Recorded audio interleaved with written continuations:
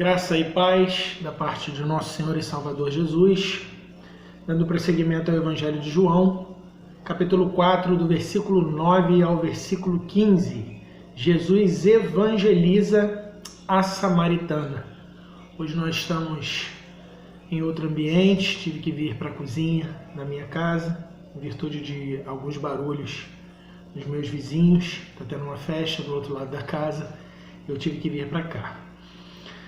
Após um primeiro contato com a mulher samaritana, isso a gente viu na última mensagem, do 1 ao versículo 8 do capítulo 4 de João, onde Jesus lhe pediu água para beber do poço de Jacó, Jesus agora desenvolveria um diálogo para convencê-la de seus pecados. Jesus abriria a porta da eternidade para uma pecadora desqualificada pelas pessoas à sua volta. Até mesmo em Samaria, ela não era bem vista. Jesus não esperou ela perguntar nada, por ele estar sentado junto à famosa fonte de Jacó. Jesus mostrou a todos os seus discípulos que é a igreja quem deve confrontar o problema do pecado. É a igreja que detém o evangelho que salva. Por isso a igreja deve agir e mostrar sempre a água viva, que é Cristo. Deus amado, Deus bendito, clamamos pelas tuas misericórdias, pela iluminação do teu Espírito Santo, mais uma vez, mais este domingo, que esta palavra alimente os teus servos e evangelize o pecador. Para a honra e glória do teu nome. Amém. Verso 9, João 4, verso 9. Disse-lhe, pois, a mulher samaritana: como sendo tu judeu, me pedes água de beber a mim, que sou mulher samaritana? Porque os judeus não se comunicam com os samaritanos. Jesus respondeu e disse-lhe: se tu conheceras o dom de Deus e quem é o que te diz, dá-me de beber,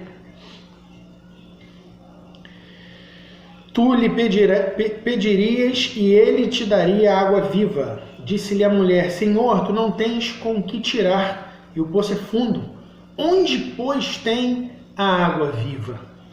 És tu maior do que Jacó, o nosso pai, que nos deu o poço, bebendo ele próprio dele, e os seus filhos, e o seu gado?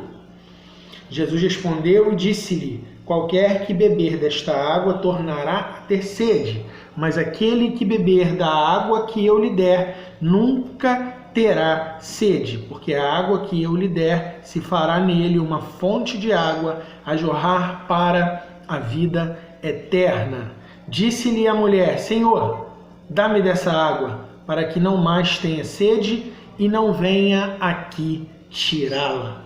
Então, versículo 9, disse-lhe, pois, a mulher samaritana: como sendo tu judeu, me pedes de beber a mim, que sou mulher samaritana? Porque os judeus não se comunicam com os samaritanos. Há uma questão curiosa nesse verso, no verso 9. Como a samaritana percebeu que Jesus era judeu? Talvez tenha sido pelo sotaque ou pelas roupas. O fato é que ela, de cara, percebeu isso. E já frisou que um judeu não se comunicava com um samaritano. Há mais agravante aqui. Além de se comunicar, Jesus pediu alguma coisa nesse diálogo. E ela ainda era mulher. Na mensagem passada, no bloco passado, do versículo 1 ao 8, eu expliquei quais eram as questões entre o judeu e o samaritano, que também era judeu, mas um judeu misturado, em virtude de algumas questões históricas, 700 anos antes desse evento. No versículo 10, Jesus respondeu e disse-lhe: se tu conheceras o dom de Deus e quem é o que te diz, dá-me de beber, tu lhe pedirias e ele te daria água viva. Intrigante o que o judeu Jesus diz à samaritana na região dela. Vejam, ele está na região dela. Ele estava com sede e ainda diz que tem água viva. E uma água viva que ela precisa. Só que quem está com sede pedindo um favor é ele. Note a semelhança entre esse diálogo e o que Jesus teve com Nicodemos. no capítulo 3, verso 2 e 3, capítulo anterior. Jesus não deu corda às questões levantadas por eles, nem por Nicodemos e nem pela samaritana. Jesus tinha algo mais importante a dizer-lhes. O que Jesus tem a dizer é importante. Jesus faz alusão ao dom de Deus. Sabemos que Deus dá diversos dons para aperfeiçoamento dos membros da igreja dele aqui na terra. 1 Coríntios 12, do verso 1 a 12, Romanos 12, do verso 4 a 8. Mas aqui Jesus falou no singular, de um dom específico. É certo que Jesus falava acerca do dom da salvação, o dom gracioso que salva o pecador, o dom que nos liberta do pecado, da morte e nos dá a vida eterna. É o dom que gera arrependimento no homem. É o mesmo dom tratado por outros autores do Evangelho, Atos 2:38, 8:20, 11, 17 e 18. Romanos 5, do 15 ao 17, Romanos 6, verso 23. Logo, em linhas gerais, veremos o Novo Testamento nos ensinando sobre o dom que salva e os dons que são dados aos salvos. São coisas distintas. Jesus aqui ensinava sobre a salvação, o dom gratuito que é a vida eterna. Ele também fala da água viva, que interessante, uma água diferente das águas da chuva e das águas confinadas das cisternas.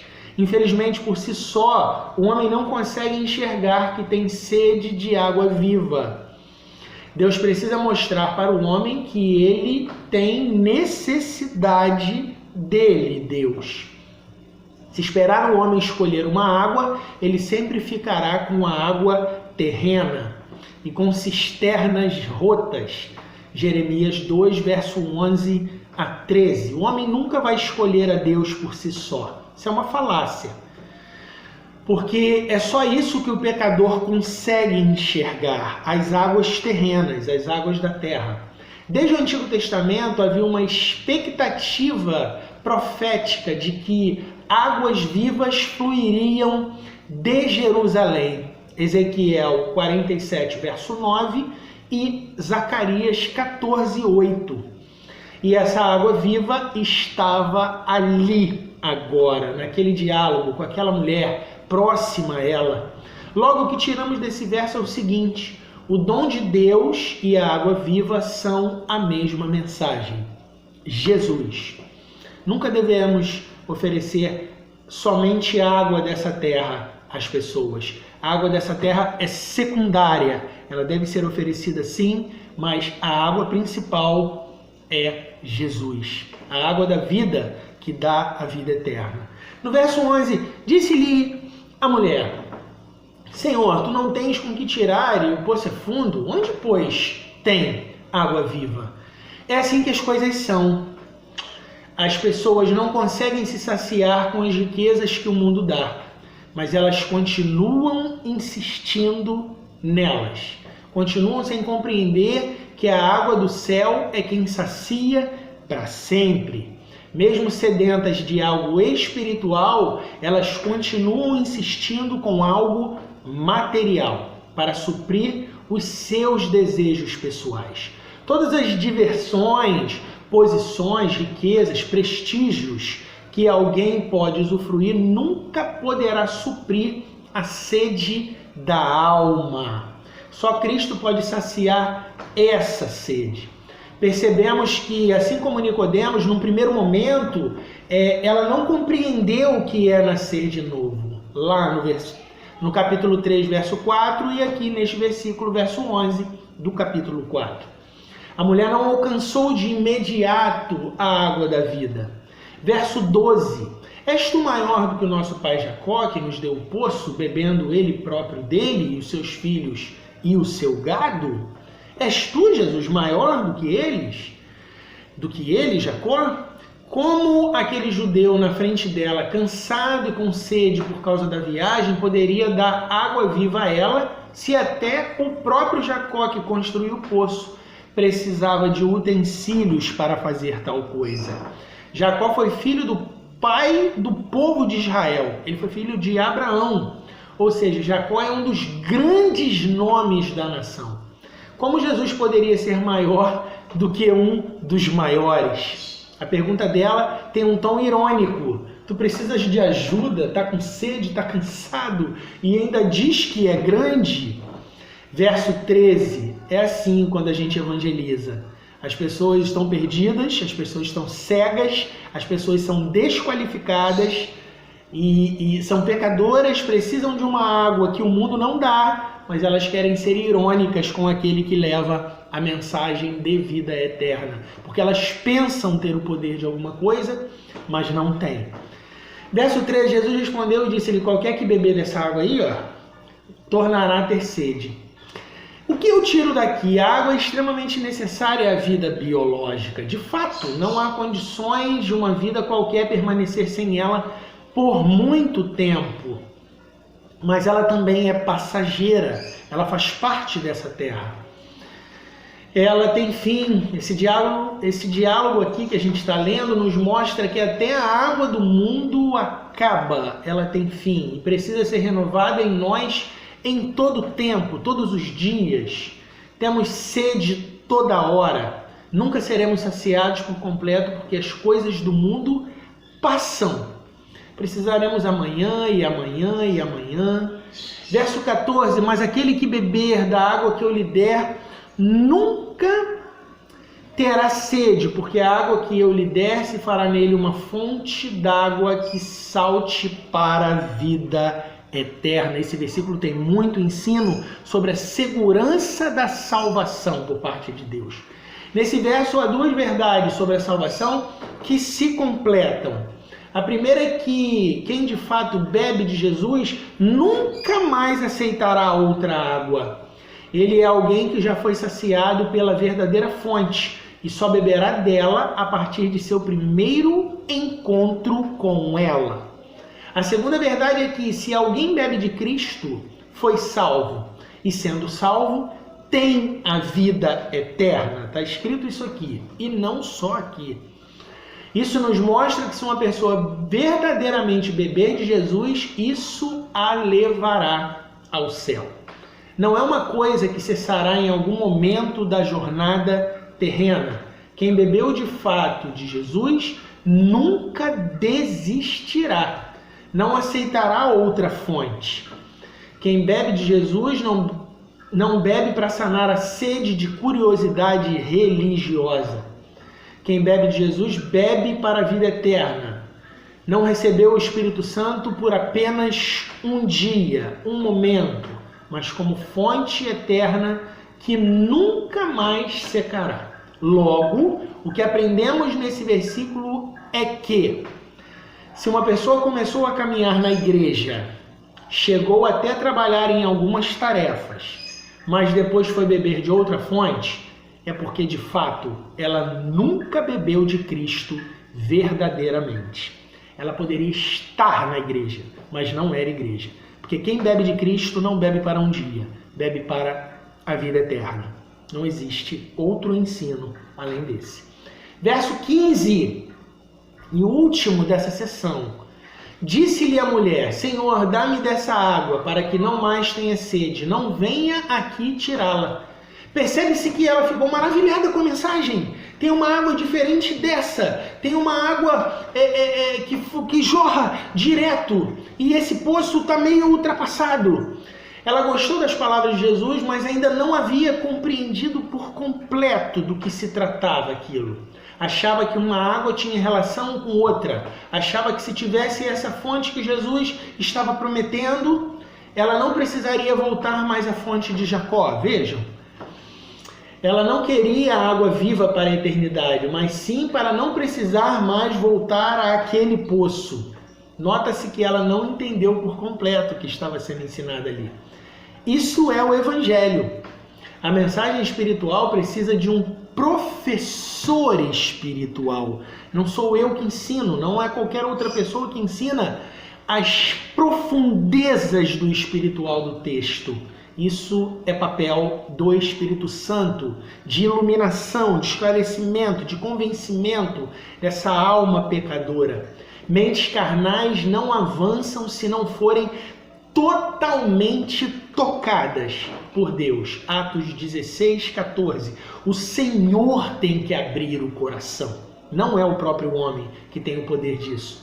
O Evangelho é assim.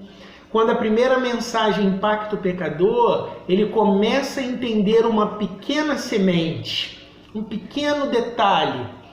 É algo que vai germinando aos poucos. A compreensão da vida eterna vai chegando à medida que o Espírito Santo vai esclarecendo as Escrituras Sagradas. Essa caminhada demora anos, demora décadas muitas vezes. Mas aquele que nasce de novo nunca será igual a ontem. Sua vida está em constante crescimento diário. Também há aqueles que se agregam ao Evangelho e não entendem nunca a mensagem de vida eterna. Querem Jesus para satisfazer os seus desejos terrenos, os seus desejos próprios. Não têm nenhum interesse no céu, só querem as bênçãos, só acompanhar a igreja para pedir, só querem água de poço. Essa é a verdade. Nunca aprendem a mensagem eterna. Notem que os samaritanos haviam levantado no passado bezerro de ouro. No passado dessa mulher, os samaritanos tiveram 2 bezerros de ouro em seu território. Os bezerros de ouro são deuses que podem ser dominados, ídolos, construções dos homens para a adoração, para dominar, para se dar ordens. Essa é a ideia. Os bezerros de ouro são deuses com D minúsculo, que podem ser dominados. São deuses que podem ser levados para aqui e para ali. Talvez fosse isso que ela quisesse, num primeiro momento. Uma fonte de satisfação só para ela. Em que lugar nós estamos nisso tudo? Somos aqueles que bebemos de Cristo com o desejo egoísta para nossas satisfações terrenas? Promovemos cultos para pedirmos bênçãos, curas, bons empregos? Culto da vitória? Onde está isso nas Escrituras Sagradas? Ou anelamos a presença de Deus a partir dessa terra? Queremos Cristo para quê? Para ter uma fonte, uma biquinha, uma torneira em nossa casa, para que não precisemos mais do esforço do trabalho em buscar água? Essa é uma questão que precisa ser respondida por cada um de nós. Quem tem sido Jesus para nós? Que o Senhor nos abençoe, que essa palavra confronte a nossa maneira errada de viver, fale ao nosso coração pecador e construa em nós o caráter de Cristo. Até a próxima mensagem. Deus abençoe.